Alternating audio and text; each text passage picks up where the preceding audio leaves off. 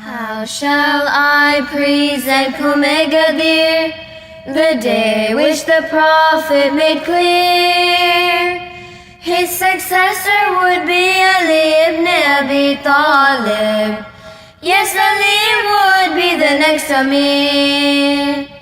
The Rasul got a message that couldn't be ignored. Say what was sent down to you from your Lord. If not, then it's like he did nothing at all. And so the message had been formed. When the Prophet's ashab were coming back from Hajj, Rasulullah said, wait, don't budge.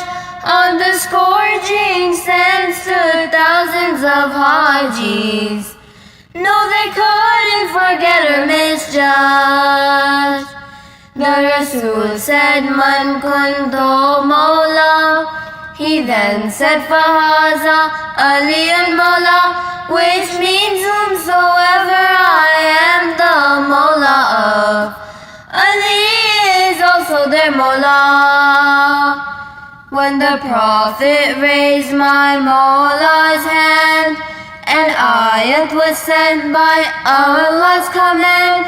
This day I perfected for you your religion, and completed a favor that is grand.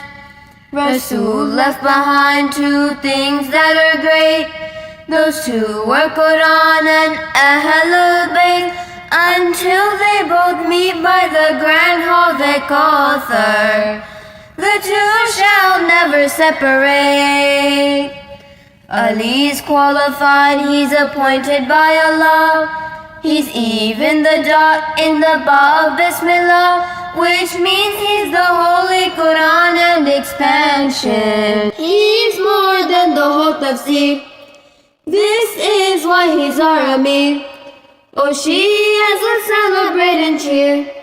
Today's the day of Eid-e-Ghadeer, the day of Eid-e-Ghadeer.